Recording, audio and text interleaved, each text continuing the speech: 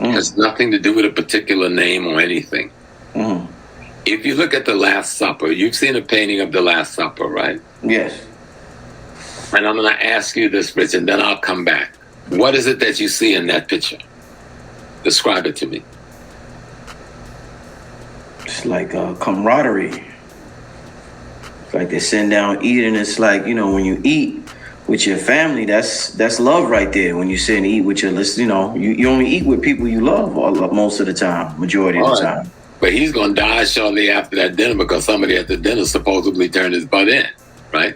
Yeah, yeah. Unless for camaraderie. But at any rate, when I look at the picture, here's what I see. I see a guy sitting in the middle of the table, right? And he's got 6 people on one side and 6 on the other side, right? And the guy's got a light around his head. They call it a halo, like light is emanating from his brain. And what I see is the white man capturing of the Kemetian people's concept of Ra. Instead of it being the sun in the sky, it is now in the brain of the human that's emanating the light. But he's symbolic of the sun. And around him, there's 12 people representing the 12 months of the year, rotating around that sun. And if you look at the picture, you will see on either side, there's 2 groups of 3s talking only to one another. So that's the 4 seasons revolving around the sun. Okay. And we could go deeper, but how many people even see that? Now, when you look at that photograph again, you will see the sun represented by the head of this man they call Jesus, giving off the light that they call a halo, which is the light of the world that give life to the world. And then you got 12 objects in human form, but they're the 12 months of the year. And then you've got the 12 objects groups in 4 group of 3s, which represent the 4 seasons of the year, evolving around the sun.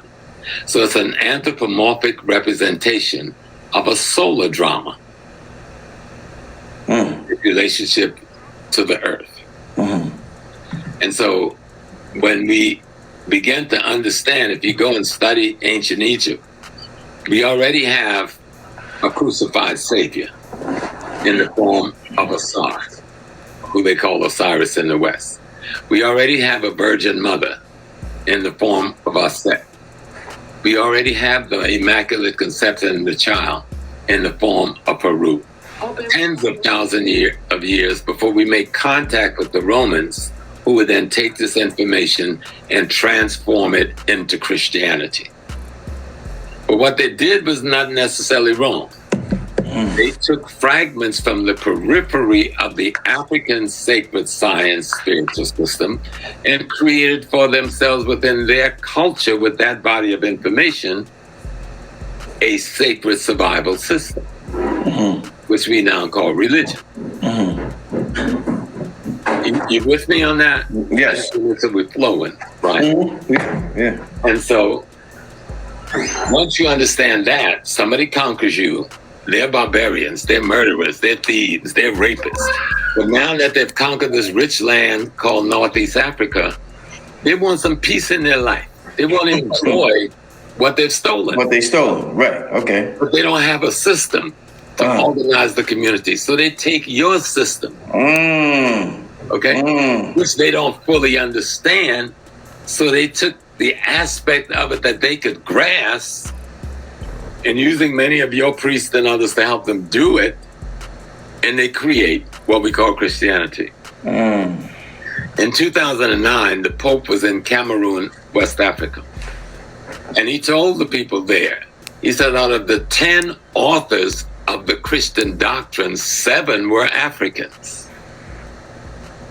Okay. We know that who study Kemet, but to hear the Pope say it in public, right. And it was published in Time magazine in 2009. I forgot the month, but it's easy to find when he visited Cameroon and to listen to that speech.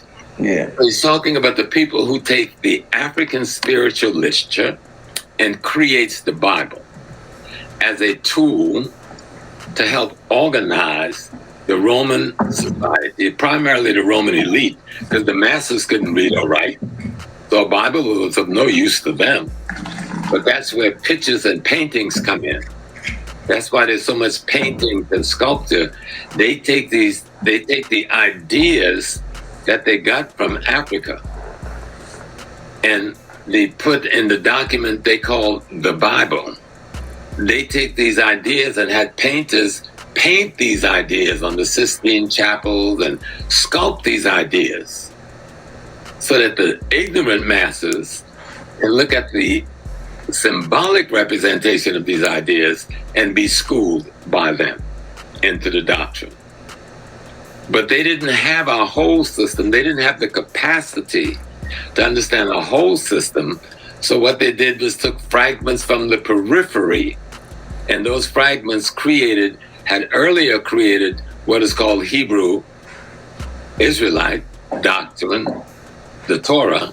And now another group invade us and take fragments and created Christianity. And another group will come and take those two collection of fragments and add to it and create the Quran. If you read the Quran, all of the Old Testament is in there, all of the New Testament, and then the revelations of Prophet Muhammad. They're all the same body of information they stole out of Northeast Africa. But they didn't steal it to harm nobody, I don't think, initially. They were trying to organize themselves into a more humane society. But obviously, it didn't work to transform them because they continued their barbarity and their murder and their rape and their plunder of the entire world. And they took their doctrine, their creation now, that they're now calling Christianity and Islam, and by the gun and the sword, they forced us on the people they conquer with those gun and the sword. And they conquer those people for the purpose not to save their soul, but to steal their gold and their diamond and their oil and their olive and their wheat and their barley, etc. This is the story, if you're going to tell the truth. Now, what is the story really about the Africans were telling? What was the blueprint the African created for himself to make himself the human being that he would be and live and be postured according to our principle of Ma'at, truth, justice, righteousness, harmony, reciprocity, and balance? What is that body of information? That body of information is a study of cosmology. That means the things we see up in the sky, and the study of the earth, ecology, the things in the environment we live in. And the study was, how do these things work? And how do they relate to us? What food to eat to be healthy? What herb to take to heal yourself? You know, when should you wake up in the morning? When should you plant your crop? When should you harvest your crop? When do you know it's time to mate your sheep and your cattle and so forth to produce? All of these things is learned from the movements of the stars and the moon and the sun in the cosmos, and from the revelation that comes from the knowledge of plant, animal, and animated and inanimate life on Earth. Now that's what we call voodoo. Okay, voodoo is simply the study of the cosmology and the study of nature, and interpreting it in a way that you can create a social ecology based on those principles that would produce a society that is communal, collective, cooperative, and based on harmony and balance. But when that gets disrupted, once you build your society by warmongering people that came from Europe and Asia, then you have to run away and you have to move to other places and try to reconstruct yourself. That school that allow you to reconstruct yourself is what we call culture. And what is culture? To cultivate the best of the wisdom of your ancestors in order to give you a guide for how to live life. But it's really not complex, because spirituality is not a religion. Spirituality is your reality. Are you functioning? Are you conscious of your reality? And are you functioning optimally in that reality based on the laws of nature and the laws of the universe that our ancestors spent tens of thousands of years studying and leaving for you in the form of allegory, metaphor, habits, and behaviors in a vehicle called culture for you to carry on intergenerational transmission of that wisdom for the survival of your group. But when somebody disrupts your ability to learn that knowledge, they disrupt your ability to translate that to the next generation, and now they put you in a posture where you can be enslaved to the information that they've been able to understand and they've been able to organize, which we call today the three major Western religions. I hope that isn't an oversimplification, but in a nutshell, that's really what we're talking about. Because I say to people, I'm God having a human experience. I've been saying this before anybody else out here had the courage to say this. I've been saying this for 40-something years. And when I know people were afraid of it, so I broke it down. And said that you and I, we are an expression of an aspect of the divine essence having the human experience. And if you don't believe that is true, and God is the creator, show me anything that God created that didn't come through the womb of a woman in the human form. You know, there's the animal kingdom, there's the bird kingdom, there's the fish kingdom, and so forth. But we'll just talk about the human kingdom. The only way God can create humans is in the womb of the woman as a result of contact with the penis and the sperm of a man. So then, if that's true, and that is true,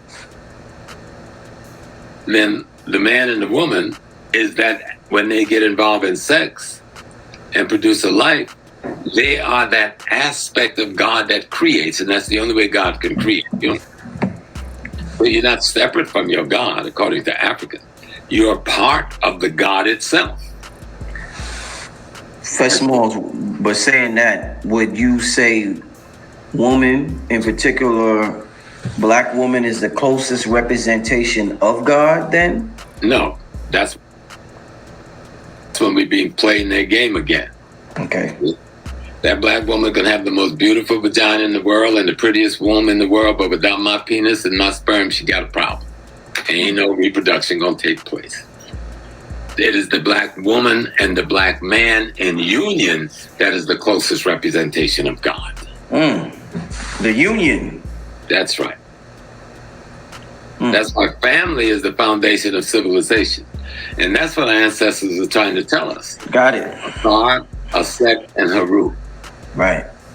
Haru being the result of the mating of Asar and Aset. That is the foundation of civilization. Not the baby, but the Christians, the European, got confused and thought they were just talking about Haru, and so they pull out of Haru and creates Jesus. No, they were talking about the family. And when you pull out of Haru and create Jesus, what they did was destroy the woman and call her the Holy Ghost. You know? And just dealt with God Asar, who they call God, and the Son, who they call Jesus. No, the African was saying the family is the symbol of God. Okay, the family.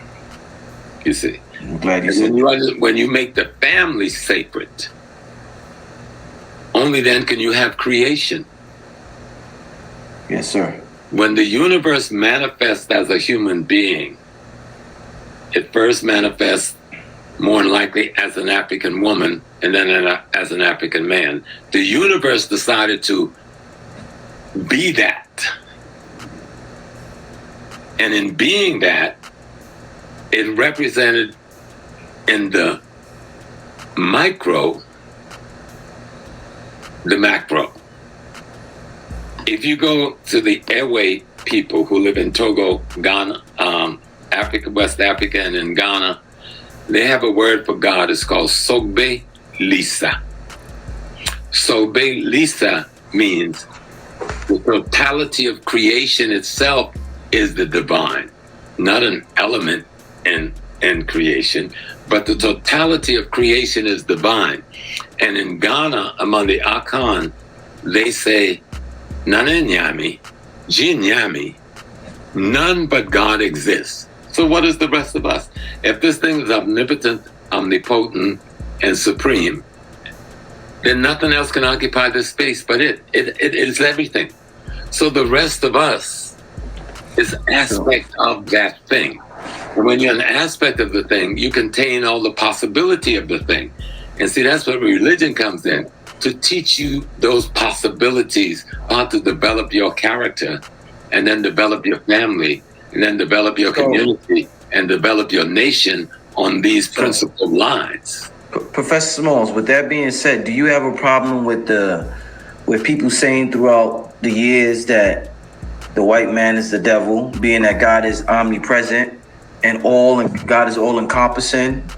Is there a problem saying the white man is devil, he's wicked? Because that's God as well. God is everything. So do you see anything wrong with that statement? An aspect of God. The white man is an aspect of God. The white man is a mutation off of the African gene pool. And when you have, and he's the extreme mutant. Okay? And that's part of the problem he had with us. If you knew you were supposed to be black to be perfect and you white, wouldn't you be pissed off? Because they pissed off about something. Because we didn't do nothing to them. We invited them into love. We invited them into resources. And yet they want to kill us on every turn. Beat us down. What is going on? You have a mutant out of nature. And things mutate in nature every day. Okay? And so the white man is the extreme mutation of the African original human species. And that extreme mutation seemingly no longer have the capacity to contain what we call spirit. So that's why he has religion. See, religion is a set of rules and regulations that you can imitate and mimic, but doesn't have the capacity to transform. History shows us that it does not have the capacity to transform.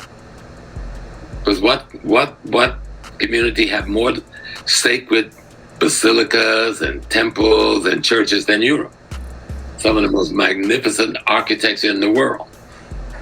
They've stolen the wealth of all of the world, and yet they still behave as the barbarian that just came out of the cave. So it means though they have access to the body of information, they do not have the psycho-spiritual capacity to absorb that information so that it transforms them into a higher being. But the Africans do. And that's reflected in our music and our dance. We think music and dance is something separate from your spiritual being. No. It simply shows that you are in harmony and you are in rhythm with the vibrations of nature. You do not see the European moving even on a dance floor like he's in harmony with the rhythm of nature, because he's not. But he can pretend to be, like he does with a dance. Me and you hear the music, we just start moving. There's no pre-rehearsal. But he's got to set up, okay, 1, 2, 3, guide, 1, 2, 3, turn, 1, 2, back, 1, 2, forward, to simulate that he's in rhythm with nature. And it has worked very well. And he's taken his mathematical simulation of rhythm and call it classical music, and then tell you that that's the optimal music. Wasn't that black people, the Moors, didn't they create classical music, James Smalls? No, don't get caught up in the black people, the Moors thing. Oh, you don't mess with the Moors. You don't mess with the Moors? They ain't no Moors to mess with. They're just black people. Oh. Some people call them Moors at some point in history at a certain part of the world. Some people call them 10,000 other things. Which one are we going to accept? The only reason we play with the Moorish thing is because that was something that was acceptable to white people. The same reason we go to Hebrew Israelite and Christianity and Islam, because that's acceptable to white people. So we don't go to voodoo, which is the mother of all of that. You know, We don't go to what we call the Yoruba, which is the mother of all of that, or Dogon, which is the mother of all of that, or Kemet, which is the mother of all of that. We take the bastard children that the European have allowed to manifest, and we latch on to that because it's acceptable to massa. So, no disrespect. You can only work with the body of knowledge you have available. You know? It's like if somebody, brothers and sisters, well, I'm a Hebrew Israelite and all black people are Hebrew Israelite, then who them folks he was fighting in Egypt? What were they? If you say I'm the Moors and I'm in North Africa and I'm going into Spain, who's all those millions of people that live down below the desert? They didn't know nothing about no Moors. So what we've got to do is like stop trying to be anything except what we are. Either we are God having a human experience, or we're the opposite, which we refer to as the devil. Everything in nature has a polar opposite. Everything. You know, in ancient Kemet, they show it as Haru and Set, you know, or Asar and Set. I mean, but then Asar wasn't a real person. Set wasn't a real person. Aset wasn't a real person. Haru wasn't a real person. Those are symbols of what any person should be under certain sets of circumstances. You know? And so what we are trying to do is, in what our ancestors did, they didn't try. They spent tens of thousands of years studying the movement of the stars, the movement of the constellation, the movement of the planets, the movement of the sun, and saying, okay, when it's here, what's happening on Earth? When it's here, what's happening to my body? When it's here, what's happening to the plant? When it's here, what's happening to the water? And that body of knowledge became their sacred science, which we call voodoo sometimes, Yoruba sometimes, Dogon sometimes, Congo sometimes. And it is from that body of sacred scientific knowledge that the European borrowed the fragments that he created his religions with. They look real, but it ain't Memorex. You know? I want to take a time out just to thank everybody for being in the chat room, for tuning in to the elder, Professor James Small. I'm grateful to have this brother on the platform. Thanks for tuning in. Thanks for everybody.